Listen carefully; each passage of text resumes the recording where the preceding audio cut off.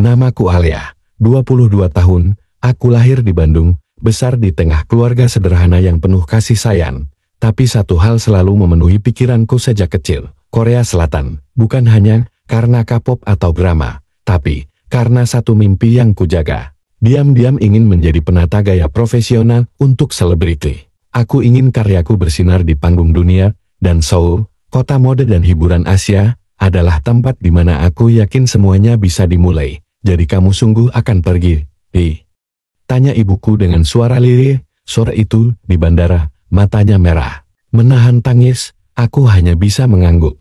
Menelan semua keraguan yang diam-diam menggerogoti dadaku. Aku harus coba, Bu, sekali saja. Kalau gagal, aku pulang. Ayah menepuk bahuku. Jangan pulang, karena gagal pulang, karena sudah berhasil. Kata-kata itu terus terngiang saat pesawat mulai menanjak ke langit malam. Dan di sanalah aku, gadis desa biasa dengan koper bekas dan uang pas-pasan, menatap kota Seoul yang berkelip di bawah sayap pesawat.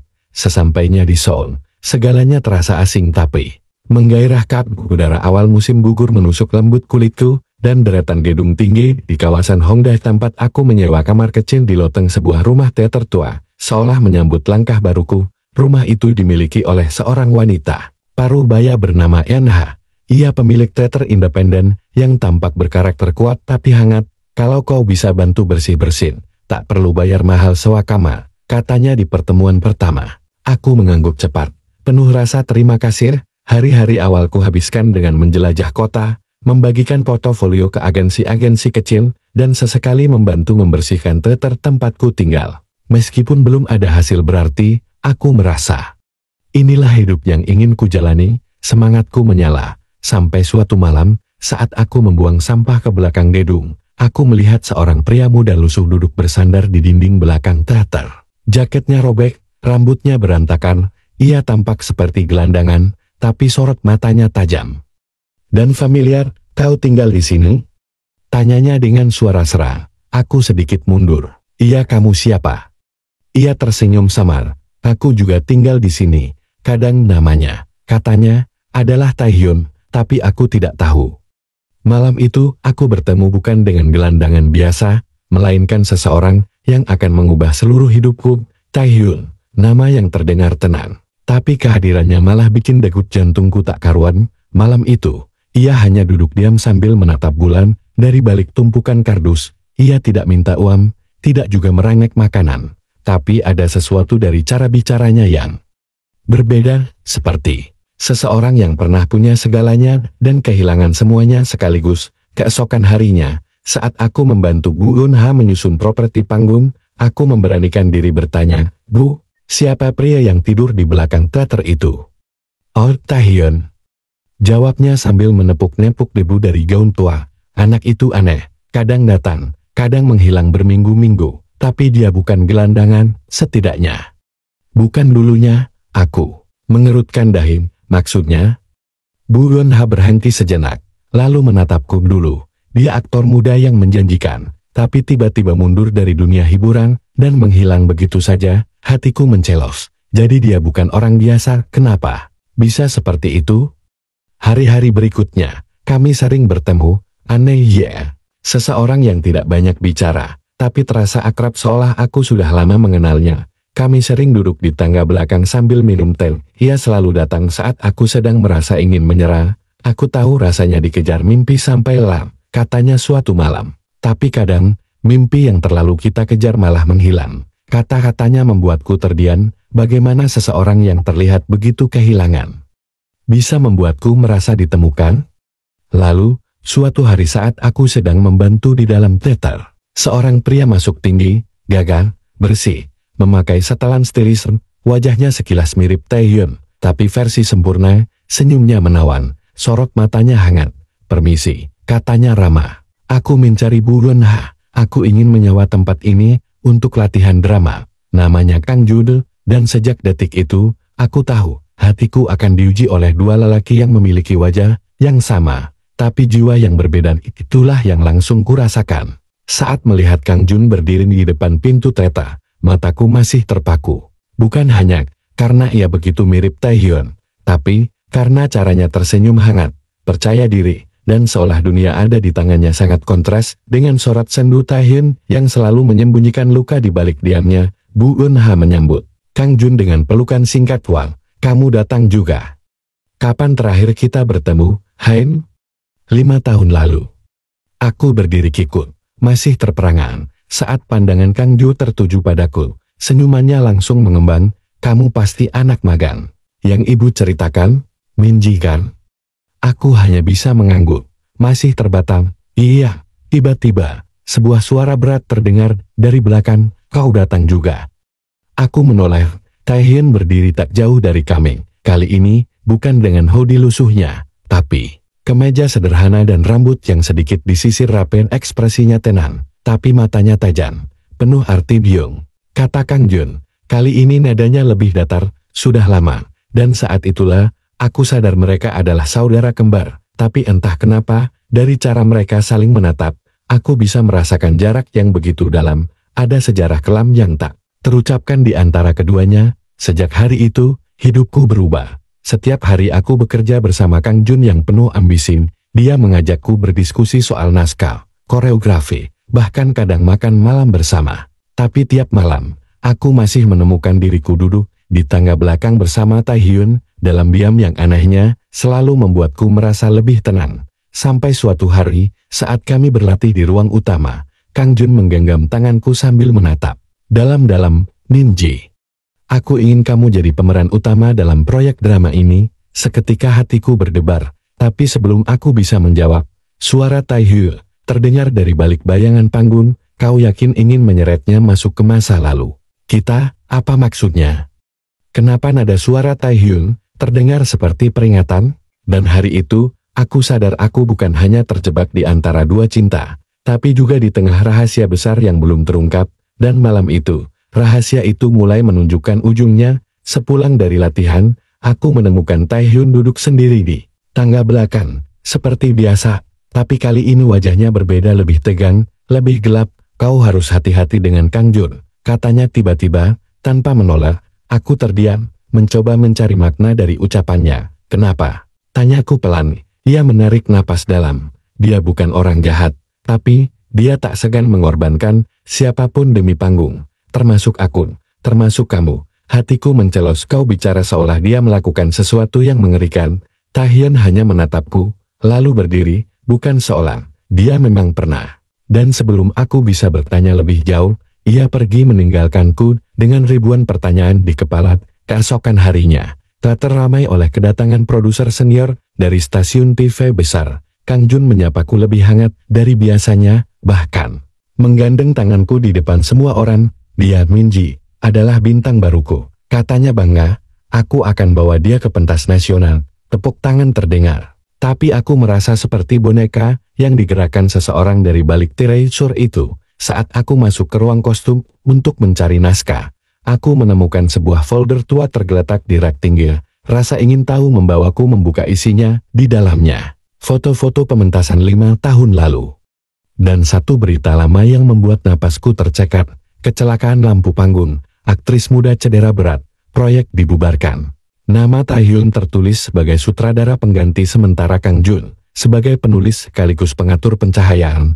Aku tak bisa mempercayainya. Apa benar ini ada hubungannya dengan kata-kata Taehyun tadi malam?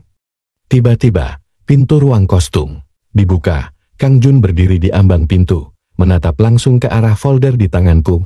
Apa yang kamu lihat, Minji? Tanyanya pelan, tapi tegas. Tanganku bergetar, dan aku menyadari aku baru saja menyentuh sisi gelap yang tak seharusnya. Aku tahu. Kang Jun melangkah perlahan ke dalam ruangan, membiarkan pintu tertutup pelan di belakangnya. Senyumnya tetap terpahat di wajah, tapi matanya dingin, seolah penuh perhitungan. Apa kamu membacanya sampai habis? Tanyanya dengan nada ramah, tapi membuat bulu kuduku meremang. Aku menelan ludah. Aku hanya penasaran. Dia tertawa kecil, pendek. Penasaran bisa membawa seseorang terlalu jauh. Minji, aku ingin menutup folder itu dan mengembalikannya. Pura-pura tak pernah melihat apapun, tapi rasa takut bercampur penasaran membuat tanganku tetap menggenggam erat lembaran.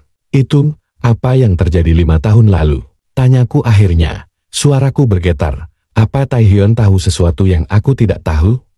Mata Kang Jun menyipit, kau bertanya terlalu banyak. Lalu dia berbalik, dan sebelum pergi, dia berkata pelan, kalau kau ingin tetap bersinar di atas panggung, belajarlah untuk tidak mengorek masa lalu. Setelah dia pergi, aku terduduk di lantai ruang kostum. Napasku membulu. Aku tahu aku harus mencari Taehyun, dia satu-satunya orang yang bisa memberiku jawaban. Aku mencarinya hingga malam. Akhirnya aku menemukannya di loteng teater, duduk dengan headphone di telinga, menatap lampu-lampu sound dari kejauhan. Kenapa kau tak pernah cerita soal kecelakaan 5 tahun lalu? Tanyaku tanpa basa-basi. Taehyun membuka matanya perlahan. Ekspresinya bukan kaget melainkan pasrah, seperti seseorang yang sudah lama menunggu rahasia itu terkuak. Aku sudah mencoba lupa, katanya, tapi aku tahu cepat atau lambat, seseorang akan menyeretku kembali ke sana. Lalu dia bercerita tentang pementasan besar 5 tahun lalu, tentang seorang aktris muda yang bersinar, tentang sistem lampu yang anehnya diganti beberapa jam sebelum pentas, tanpa sepengetahuan tim teknis, dan tentang bagaimana Kang Jun tiba-tiba naik daun setelah kejadian itu, menggantikan semua posisi penting. Aku tak bisa membuktikan apapun, kata Taehyun, lirih, tapi aku yakin, sesuatu memang dirancang malam itu, dan aku takut sekarang kamu jadi bagian dari permainan ini. Aku merasakan jantungku berdebar lebih cepat dari sebelumnya. Apa yang sebenarnya sedang aku jalani di teater ini? Panggung yang dulu terasa seperti impian, kini berubah jadi teka-teki yang menakutkan. Aku berdiri sendiri di tengah auditorium yang kosong, menatap lampu sorot yang bergantung di atas kepala. Dulu aku hanya melihat keindahan dari sinar panggung itu, tapi kini aku mulai melihat bayangan-bayangan yang tersembunyi di baliknya. Taehyun memintaku berhenti menyelidiki. Katanya ini bukan urusanku. Tapi bagaimana mungkin aku bisa diam ketika aku mungkin sedang jadi bidak dalam permainan yang lebih besar? Aku mulai menyusun rencana sendiri. Diam-diam aku mendekati Ibu Eunha, pemilik teater yang selama ini jadi tempat bernaung kami semua. Wajahnya yang ramah dan suaranya yang tegas seringkali membuatku merasa aman. Tapi kali ini, saat aku menyebut nama gadis yang mengalami kecelakaan 5 tahun lalu, ekspresinya berubah kaku. Ada hal-hal yang lebih baik dilupakan, Minji, katanya sambil menutup buku akuntansi dengan cepat. Kalau kau mencintai dunia teater, lindungi panggung ini. Jangan buat luka lama berdarah lagi. Tapi justru kata-katanya membuatku makin curiga. Apa semua orang di teater ini menyimpan rahasia? Sore itu, aku menemukan sesuatu yang mencurigakan di gudang belakang. Sebuah kardus tua penuh dengan properti lama di antara wig, jubah, dan skrip lusuh. Aku menemukan kamera handicam tua dengan stiker nama Don B. Aku segera membawanya ke kamar kos, mengganti baterai, dan mencoba memutar video terakhir. Tanganku gemetar. Video itu memperlihatkan latihan pementasan 5 tahun lalu. Terlihat NB yang bersemangat, bercanda dengan para kru. Tapi pada menit terakhir, kamera tampak diletakkan sembarangan, merekam secara tak sengaja perbincangan dua orang pria samar-samar tapi jelas. Satu suara ku kenal, Kang Jun, yang satu lagi membuat hatiku tercekat. Taehyun, aku nggak yakin. Ini ide bagus, kata suara Taehyun dalam video. Kalau terjadi sesuatu, kita semua bisa kena. Tenang saja, jawab Kang Jun ringan. Kita cuma akan geser posisi lampu beberapa inci, tidak akan ada yang terluka. Kita hanya perlu sedikit efek, supaya semua mata tertuju ke kita. Aku berhenti memutar video. Tubuhku membeku. Apa ini bukti bahwa Taehyun terlibat? Apa semua perasaan yang selama ini hanya topan? Aku tak tahu lagi siapa yang bisa aku percaya, dan untuk pertama kalinya sejak aku datang ke Seoul, aku benar-benar merasa sendirian. Tanganku masih menggenggam handicam itu erat, nafasku memburu. Keringat dingin membasahi pelipis, pikiran kacau. Kalau rekaman itu benar, berarti segalanya yang selama ini ku percaya tentang Taehyun adalah kebohongan. Tapi wajahnya, tatapannya, cara dia memandangku, menyentuhku, bahkan cara dia diam saat aku sedang marah, semuanya terasa tulus, atau mungkin aku hanya ingin percaya. Malam itu aku tak bisa tidur, aku bolak-balik menatap layar laptop, jari gemetar. Di atas tombol unggah, aku bisa melaporkan ini ke media, atau bahkan ke pihak teater. Tapi apa yang akan terjadi padaku? Pada karirku? Pada panggung yang selama ini menjadi tempat aku menaruh seluruh mimpi. Keesokan harinya, latihan dimulai. Lebih awal, sutradara membagi naskah final, Dan untuk pertama kalinya, aku dipercaya memegang peran utama, peran yang selama ini kudambakan. Semua orang menepuk punggungku, mengucapkan selamat, termasuk Kang Jun. Selamat, Minji, katanya sambil tersenyum. Tapi senyumnya kali ini terasa seperti senyum seseorang yang tahu aku sedang terjebak. Aku menatap ke arah Taehyun yang berdiri di sudut ruangan, hanya menunduk. Tatapannya tak seceria biasanya, tak seekspresif seperti dulu. Aku tahu dia merasa bersalah entah karena sesuatu yang dia lakukan, atau karena sesuatu yang sedang dia sembunyikan. Saat istirahat, aku akhirnya mendekatinya. Aku tahu soal video itu, bisikku pelan, wajahnya langsung pucat. Minji, dengar, aku nggak pernah berniat menyakitinya. Semua itu, kecelakaan, aku coba cegah Kang Jun, tapi aku kalah suara. Dia lebih punya pengaruh saat itu, tapi kamu tetap diam. Dia tertunduk. Kalau aku bicara saat itu, aku dan semua orang yang terlibat akan dikeluarkan dari dunia teater, termasuk aku. Pengecut, aku hanya diam, hatiku hancur, tapi aku tahu dia jujur, dan justru kejujurannya yang membuat semuanya makin menyakitkan. Malam itu aku berjalan sendirian pulang ke kosan, melewati gang-gang sepi Seoul. Pikiranku hanya diisi satu kalimat, apa artinya mimpi kalau harus mengorbankan kebenaran?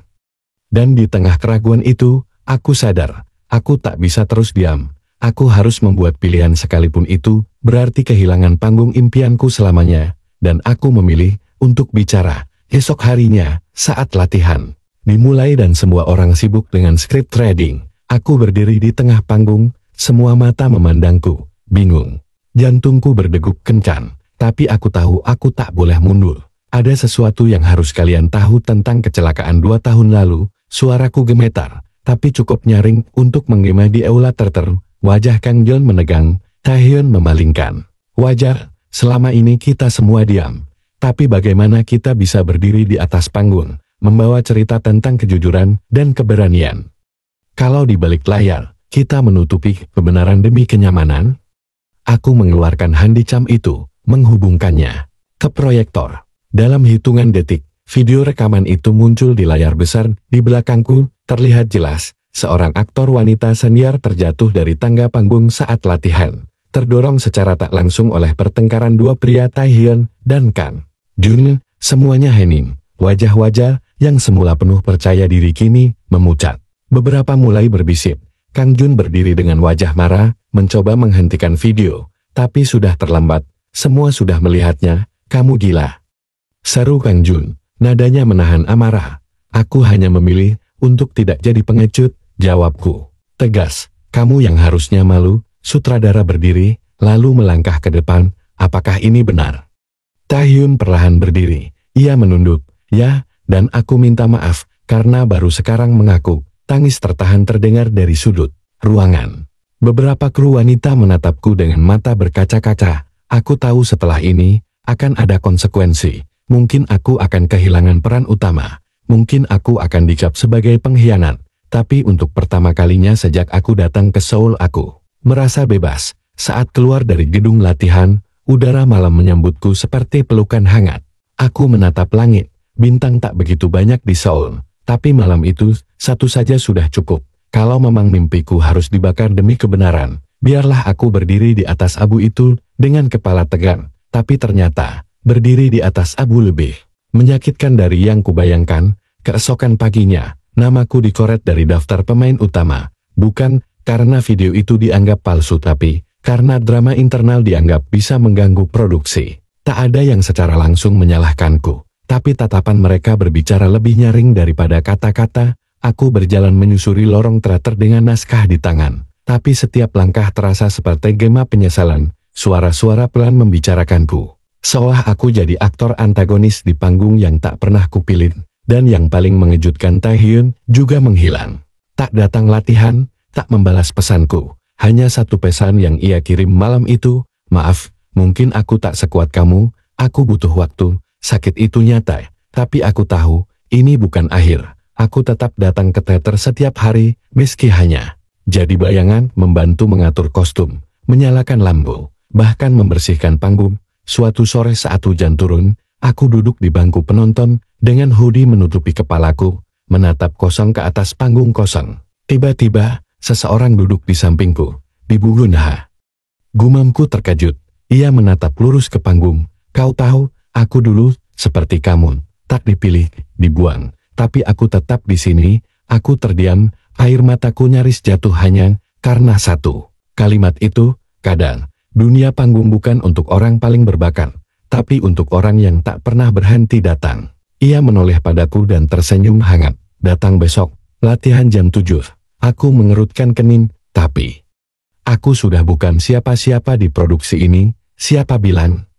Yang memutuskan itu hanya satu orang, kamu, dan untuk pertama kalinya. Sejak semuanya runtuh, aku merasa satu pintu terbuka sedikit, bukan panggung besar, bukan peran utama, tapi kesempatan untuk tetap berdiri. Di antara reruntuhan dan keesokan paginya, aku kembali ke teater, bukan sebagai pemeran utama, bukan sebagai sorotan, tapi sebagai seseorang yang masih mencintai dunia ini. Aku datang jam 7, tepat seperti yang Ibu Unha minta. Panggung masih gelap, kursi-kursi kosong, hanya suara nafasku sendiri yang terdengar di tengah ruangan luas itu. Tak lama, pintu belakang terbuka. Ibu Unha masuk dengan setumpuk naskah dan berkata seolah tak pernah ada yang terjadi. Bisa bantu latihannya? YWRE tanda tanya. Dia kesulitan di adegan ketiga. Yuri gadis pemalu dari divisi tari langsung tersenyum kikuk. Aku mengangguk, menyembunyikan rasa getir dalam dadaku, melatih orang lain untuk memainkan peran yang dulu milikku. Tapi entah kenapa, kali ini, rasanya berbeda. Ada rasa hangat yang menyalakan kembali sesuatu dalam diriku.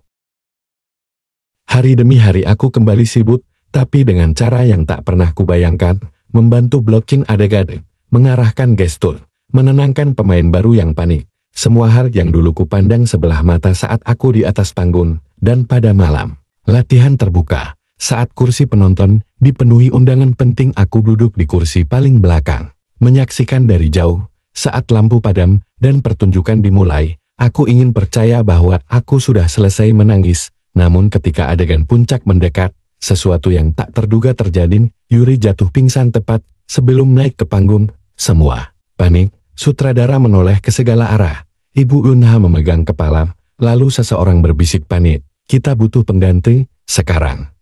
Semua menoleh ke arahku, aku berdiri kaku, naskah masih kuingat di luar kepala. Tapi jantungku berdetak kencang. Aku tak pernah siap tampil di bawah tekanan sebesar ini.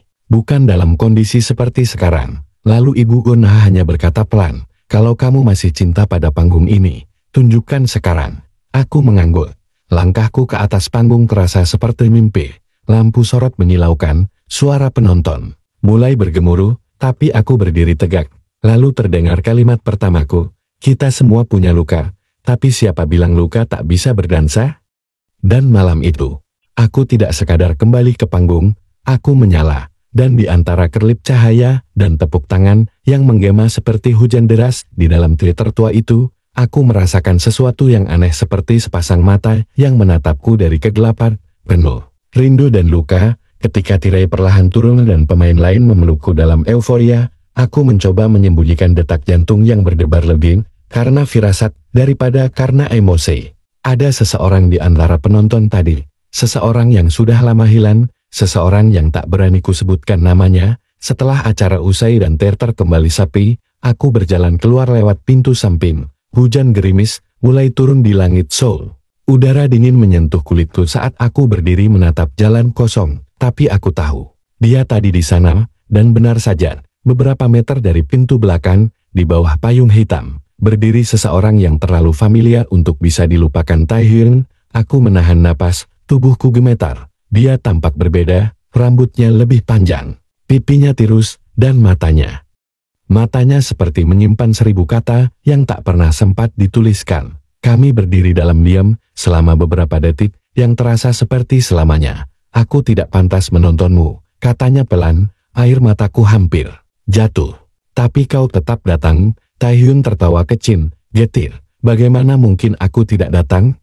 Itu adalah pertunjukan paling jujur yang pernah kulihat. Dan itu kamu, Minji. Aku ingin memeluknya, menamparnya, menanyakan kenapa dia pergi. Begitu saja, tapi semua itu hanya bertarung di dalam kepalaku. Kau tahu, lanjutnya, aku mungkin tidak bisa kembali ke masa lalu. Tapi malam ini, aku melihat masa depan yang seharusnya milikmu. Kau tak perlu aku untuk bersinar. Aku balas menatapnya, mungkin tidak, tapi aku butuh tahu alasannya. Ia terdiam, lalu menyerahkan sebuah amplop padaku, bacalah, tapi, jangan di sini. Dan sebelum aku sempat bertanya lebih jauh, Taehyun berjalan menjauh, hilang di telan hujan, dan bayangan malam kota. Aku menggenggam amplop itu erat, hatiku sesat, tapi jiwaku seperti sedang dibawa terbang. Malam itu, aku pulang, dengan tubuh lelah, dan hati bergemuruh. Dan saat aku membuka amplop itu, di kamar aku tahu, episode hidupku belum berakhir. Tanganku gemetar saat menarik keluar secari kertas yang dilipat rapi, berbau samar kertas tua, dan parfum Taehyun yang selalu menenangkan. Tulisan tangannya masih sama rapi, tapi tergesa seperti seseorang yang menyimpan terlalu banyak yang ingin diucapkan, tapi tak cukup waktu untuk menyampaikannya. Minji, aku tahu aku tak pantas lagi menyebut namamu dengan lembut. Tapi biarkan aku menyampaikan semua ini untuk terakhir kalinya, karena jika tidak, aku akan tetap menjadi pengecut yang pergi tanpa pamit. Dan kau pantas tahu kebenaran, hari aku menghilang dari hidupku, bukan karena aku lelah, tapi karena aku didiagnosis mengalami kelainan jantung bawaan yang memburuk. Dokter memberiku dua pilihan, bertahan hidup dengan operasi berisiko tinggi, atau perlahan melemah dengan waktu. Aku memilih pergi, karena aku tak sanggup melihatmu menangis di sisi orang yang mungkin akan mati. Aku pernah bilang, aku ingin melihatmu bahagia, bahkan kalau itu tanpa aku. Tapi setelah melihatmu malam ini, aku sadar, kamu kuat. Dan aku salah. Kau masih menyisakan tempat untukku di duniamu. Aku akan menunggu di tempat kita pertama bertemu bukan sebagai gelandangan, tapi sebagai pria yang ingin menebus waktunya, yang hilang. Taehyun, air mataku jatuh tanpa suara. Seketika bayangan-bayangan lama berkelebat di pikiranku. Malam saat kami tertawa di Hatibis dengan bicup di tangan. Malam saat dia bilang ingin melihatku tampil di atas panggung besar. Dan pagi saat dia menghilang tanpa satupun pesan. Sakitnya kepergiannya kini berbaur dengan rasa bersalahku sendiri. Karena aku sempat membencinya, mengira ia tak pernah mencintaiku cukup dalam untuk bertahan. Aku menatap jam, hampir tengah malam. Tapi aku tak bisa menunggu pagi. Aku berlari keluar. Hujan masih turun, lebih deras dari sebelumnya. Tapi hatiku seperti dibakar oleh keinginan untuk menemuinya sebelum segalanya benar-benar terlambat. Tempat kami pertama bertemu, taman kecil di bawah jembatan dekat teater. Tempat dia pura-pura tertidur dengan kardus, dan aku memberinya roti sisa latihanku. Saat aku sampai di sana, taman itu kosong. Hanya ada sebuah bangku basah, dan lampu jalanan yang berkedip redup. Aku berdiri diam, menahan napas, berharap berdoa bahwa ia belum menyerah. Dan tepat saat aku mulai kehilangan harapan, dari arah lain taman, terdengar suara langkah kaki, perlahan, penuh beban, tapi pasti. Aku menoleh dan di sanalah dia, Taehyun, dengan payung kecil, berjalan mendekat, basah kuyup, dan tersenyum. Kau datang. Aku tertawa sambil menangis. Aku bahkan tak sempat pakai jaket. Dia mendekat, lalu membuka payungnya lebar-lebar, menaungiku di bawah cahaya temaram. Dia terlihat lebih rapuh, tapi juga lebih nyata dari siapapun yang pernah aku temui. Dan malam itu, aku tahu, walau waktu mencuri banyak dari kami, cinta tidak pernah benar-benar pergi. Taehyun menatapku dengan mata yang sudah lelah menunggu, tapi masih menyimpan binar harapan yang membuat dadaku sesak. Payung kecil itu menaungi kami dari hujan, tapi rasanya justru dunia yang terasa sunyi seolah hanya ada aku dan dia, di bawah cahaya lampu jalan yang bergetar. Aku takut kamu nggak datang, katanya pelan. Suaranya nyaris tenggelam oleh suara hujan. Aku juga takut kamu nggak menunggu, jawabku, mencoba tersenyum. Tapi air mata sudah lebih dulu turun. Kami duduk di bangku taman itu, basah, dingin, tapi penuh kehangatan kenangan. Taehyun mengambil sesuatu dari sakunya, sebuah kotak kecil berisi gelang kayu, lusuh tapi sangat familiar, gelang yang dulu dia buat dari tali bekas dan potongan kayu pohon pinus di belakang teater. Aku simpan ini, bahkan waktu aku di rumah sakit, bisiknya. Aku menyentuh gelang itu, dan detik itu juga seluruh amarah, kecewa, dan kehilangan yang kupendam selama ini berubah menjadi satu hal, rasa syukur. Karena meskipun semuanya sempat runtuh, dia kembali. Dia masih hidup, namun, kenyataan tak bisa kami abaikan terlalu lama. Kondisiku belum stabil, Minji, tapi aku sudah jalani operasi pertama. Dokter bilang, peluangnya sekarang lebih besar. Asal aku bisa istirahat dan gak stres. Aku memandang wajahnya yang kini lebih pucat dari dulu, dengan pipi tirus dan lingkar mata gelap, tapi di balik semua itu, aku melihat semangat yang dulu membuatku jatuh cinta, dan sekarang, untuk pertama kalinya, aku ingin menjaganya, bukan sebagai seorang aktris yang ingin dicintai, tapi sebagai seseorang yang siap mencintai apapun bentuknya. Kalau kamu izinkan, ujarku pelan, aku ingin kamu tinggal bersamaku. Kita mulai dari awal, nggak usah sembunyi, nggak usah lari, dunia boleh lihat siapa kita, dan aku nggak malu. Dia menatapku lekat-lekat, lalu mengangguk perlahan. Kita mulai dari mana? Aku menggenggam tangannya erat, dari tempat ini. Dari hati yang sudah luka, tapi masih berani percaya. Keesokan harinya, keputusan kami menjadi berita. Foto-foto kami di taman, di bawah payung, tersebar di media sosial. Netizen bereaksi. Ada yang mendukung dengan haru, ada yang meragukan niat Taehyun. Tapi yang terberat adalah media mulai menggali masa lalu Taehyun sebagai gelandangan misterius yang pernah jadi sensasi di stasiun Shibuya. Kami harus menghadapi dunia, tapi untuk pertama kalinya, kami melangkah sebagai satu. Itulah yang kupikir. Sebelum pagi itu datang membawa badai yang tak kami duga, telepon dari manajerku masuk jam 7 pagi, saat aku sedang menyiapkan teh untuk Taehyun yang masih tidur di sofa apartemenku. Suaranya dingin, bukan hanya karena marah, tapi karena kecewa. Minji, kamu harus datang ke kantor sekarang. Xiao ingin bicara langsung nih. Ini menyangkut kontrakmu dengan drama Flower Moon yang tayang bulan depan. Aku menelan ludah, tidak perlu jadi peramal untuk tahu arah pembicaraan itu. Sejak foto kami viral semalam, komentar publik terbagi dua. Ada yang menganggapku pahlawan cinta, tapi lebih banyak yang menuduhku sedang cari sensasi bersama seorang pria dengan masa lalu kelam. Sesampainya di kantor, suasana terasa mencekam. Para staf yang biasa menyapaku kini menunduk diam. Manajerku menuntunku ke ruang meeting tanpa banyak bicara. Di sana, CEO-ku duduk dengan ekspresi kaku. Di sebelahnya, ada dua investor besar dari drama yang akan kubintangi. Kamu tahu dampak dari apa yang kamu lakukan? CEO-ku membuka percakapan tanpa basa-basi.